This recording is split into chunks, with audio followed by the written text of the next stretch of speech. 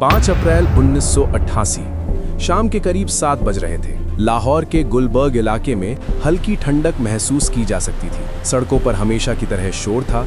हवा में धूल और पेट्रोल की वो मिली जुली गंध थी जो अक्सर बड़े शहरों की पहचान होती है। एक आदमी जिसे उस गली के पड़ोसी रोज देखते थे, हाथ में कुछ सामान लिए अपने घर के दरवाजे तक पहुंचा। उसने ताला खोला, अंदर गया और दरवाजा बंद कर लिया। पड़ोसियों के लिए ये एक आम शाम थी, लेकिन कहानी यहीं से एक ऐसे मोड़ पर मुड़ती है जो होश उड़ा देती है, क्योंकि अगले ही दिन वही आदमी लाहौर से सैकड़ों मील दूर कराची के एक भीड़ भाड़ वाले इलाके में जिंदा देखा गया। यही वो विरोधाभास है जिसने खुफिया एजेंसियों की रातों की नींद उड़ा दी थी। एक ही इंसान, एक ही तारीख और 2 अलग-अलग शहर। कागजों पर दर्ज सच्चाई कुछ और कहती है और गलियों में तैरते दावे कुछ और सच कहूं तो यही वो धुंध है जहां से ये कहानी अपनी परतें खोलना शुरू करती है। अब जरा गहराई में उतरते हैं। पाकिस्तान के आंतरिक सुरक्षा के जो गोपनीय दस्तावेज हैं, उनमें जिक्र मिलता है कि उस शाम लाहौर में किसी हाई वैल्यू एसेट यानी किसी बहुत खास आदमी की सुरक्षा व्यवस्था अचानक बदल दी गई थी। नाम आज भी फाइलों में काले पेन से काट दिया गया है। लेकिन दूसरी तरफ भारतीय खुफिया गलियारों में दशकों से एक नाम फुसफुसाहटों में जिंदा है, अजीत डोभाल। वो दौर ऐसा था जब डोभाल साहब एक फील्ड ऑपरेटिव के तौर पर पाकिस्तान की रग रग से वाकिफ हो रहे थे। हालांकि आधिकारिक तौर पर कोई भी देश इस बात को कभी स्वीकार नहीं करेगा, पर यही वो अनकहा सच है जो इस पूरी घटना को और भी डरावना बना देता है। अजीत डोभाल का पाकिस्तान में अंडरकवर रहना अब कोई राज नहीं रहा। उन्होंने खुद कई बार इसका जिक्र किया है। लेकिन सवाल ये है कि 1988 की उस अप्रैल की शाम को क्या हुआ था। कुछ पुरानी रिपोर्ट्स में एक कोड नेम मिलता है, ऑपरेशन हॉर्नेट। सरकारी रिकॉर्ड्स में इस नाम का कोई निशान नहीं है, लेकिन जो लोग उस समय सिस्टम का हिस्सा थे वो जानते हैं कि कुछ तो था जिसे दुनिया की नजरों से बहुत दूर रखा गया। आखिर क्यों किसी ऑपरेशन को इतना छुपाया गया कि उसकी परछाई तक मिटा दी गई। जरा 80 के दशक के पाकिस्तान की कल्पना कीजिए। जिया उल हक की हुकूमत थी और ISI अपनी ताकत के चरम पर थी। कश्मीर और पंजाब सुलग रहे थे और सरहद के पार से नेटवर्क बुने जा रहे थे। भारतीय एजेंसियों को खबर मिली थी कि ISI का एक खास एजेंट भारत के लिए बड़ा खतरा बन चुका है। उसे कुछ लोग खान पुकारते थे तो कुछ रशीद। उसका असली नाम शायद ही किसी को पता हो, लेकिन उसकी दहशत असली थी। और यहीं से खेल की पहली दरार नजर आती है। याद रखिए, ये कोई ऐसी बात नहीं है जिसे अदालत में साबित किया जा सके। ये उन अफसरों की बातें हैं जो रिटायर होने के बाद अंधेरे कमरों में बैठकर पुरानी यादें ताजा करते हैं। लाहौर के एक रिटायर्ड पुलिस अफसर ने बरसों बाद एक उर्दू अखबार को दिए इंटरव्यू में एक अजीब बात कही थी। उसने कहा था, उस हफ्ते हमें ऊपर से सख्त हिदायत थी, न कुछ पूछना है न कुछ देखना है। उसने ये भी बताया कि गुलबर्ग के उस घर से अचानक लोग ऐसे गायब हुए जैसे कभी थे ही नहीं। जब पुलिस अंदर पहुंची तो मेज पर चाय का प्याला आधा भरा हुआ था और टीवी पर कोई प्रोग्राम चल रहा था। ये छोटी सी लगने वाली बातें दरअसल चीख चीख कर कह रही थी कि उस घर में रहने वाला शख्स अपनी मर्जी से नहीं गया था। सोचिए, अगर आप उस मोहल्ले के पड़ोसी होते और रोज दिखने वाला आदमी अचानक गायब हो जाए तो आपके मन में क्या चलता। और फिर खबर आए कि वो कराची में दिखा है। क्या वो इंसान था या उसकी परछाई? पाकिस्तानी रिकॉर्ड्स कहते हैं कि वो सुरक्षित था, लेकिन भारतीय सूत्र दावा करते हैं कि वो उसी रात खत्म कर दिया गया था। 2 मुल्क,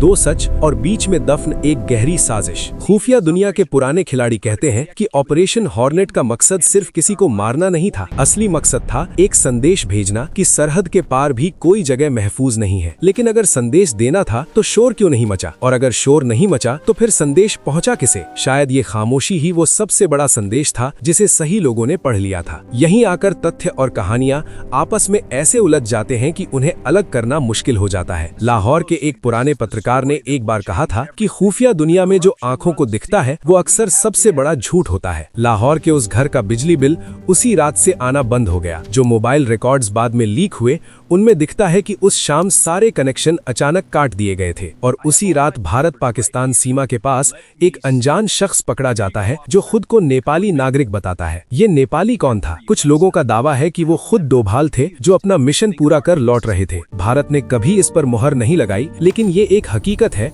कि उसी महीने डोभाल साहब को एक गुप्त प्रशंसा पत्र दिया गया जिसकी डिटेल आज भी टॉप सीक्रेट की श्रेणी में आती है। क्या ये महज एक इत्तेफाक था? शायद, लेकिन जासूसी की दुनिया में इत्तेफाक नाम का कोई शब्द नहीं होता। इस कहानी में एक और दर्दनाक पहलू है। उस कथित एजेंट के परिवार ने बरसों तक पाकिस्तान की अदालतों में अर्जी लगाई कि उनका आदमी गायब है। वो उसे मरा हुआ नहीं मानना चाहते थे।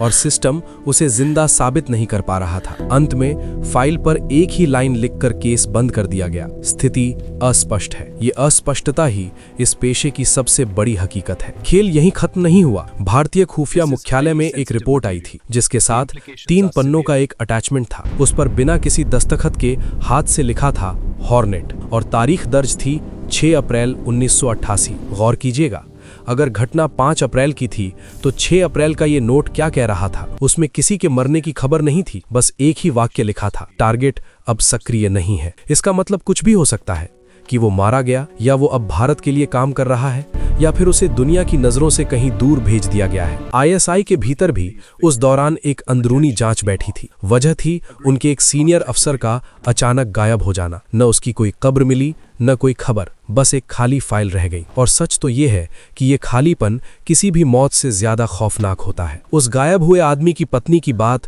आज भी रूह कंपा देती है। उसने सालों बाद रोते हुए कहा था, उस दिन वो घर से निकलते वक्त बोले थे कि देर हो जाएगी, चाय ठंडी मत होने देना। चाय ठंडी हो गई, रात बीत गई, साल गुजर गए, पर वो दरवाजा फिर कभी नहीं खुला। ये वो जज्बात हैं जो सरकारी फाइलों के सूखे पन्नों पर कभी जगह नहीं पाते। अजीत डोभाल के करियर में उस हफ्ते का एक खाली गैप आज भी नजर आता है। न भारत में उनकी लोकेशन का कोई सबूत है, न किसी विदेश यात्रा का। कुछ लोग इसे सामान्य मानते हैं, लेकिन कुछ जानते हैं कि इतिहास की सबसे बड़ी घटनाएं अक्सर इन्हीं गैप्स में लिखी जाती हैं। सवाल उठता है कि अगर किसी को मारना था तो शोर क्यों नहीं हुआ? शायद इसलिए क्योंकि आईएसआई अपनी नाकामी को दुनिया के सामने नहीं लाना चाहती थी, या शायद इसलिए क्योंकि सच इतना कड़वा था कि उसे निगलना ही बेहतर समझा गया। इसे जासूसी की भाषा में सॉफ्ट टर्मिनेशन कहते हैं। एक ऐसा अंत जहां कोई शोर नहीं होता, कोई बॉडी नहीं मिलती, बस एक इंसान हमेशा के लिए मिटा दिया जाता है। एक बार एक रिटायर्ड अफसर से जब इस बारे में पूछा गया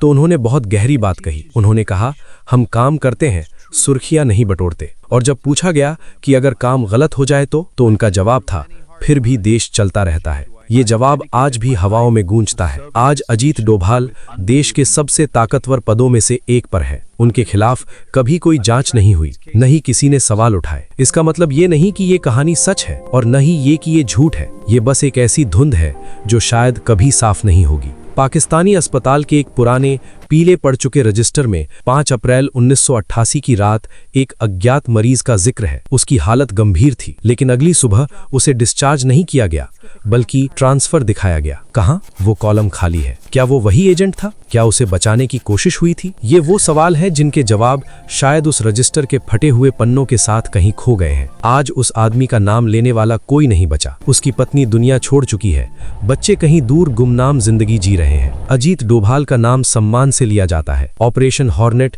इतिहास की किसी किताब में नहीं मिलेगा, लेकिन सरहद के दोनों तरफ आज भी कुछ लोग हैं जिनकी आंखों में वो शाम आज भी ठहरी हुई है। अंत में ये कहानी महज एक ऑपरेशन की नहीं है, ये उस चुप्पी की दास्तान है जो 2 मुल्कों के बीच के रिश्तों को परिभाषित करती है, जहां पूरा सच कभी बताया नहीं जाता और पूरा झूठ कभी नकारा नहीं जाता। 30-40 साल बीतने के बाद भी सवाल वहीं खड़े हैं, और शायद यही वो कीमत है जो एक खुफिया एजेंट को और उसके परिवार को देश के नाम पर चुकानी पड़ती है। सच शायद इन दोनों मुल्कों की फाइलों के बीच कहीं गहरी नींद में सो रहा है।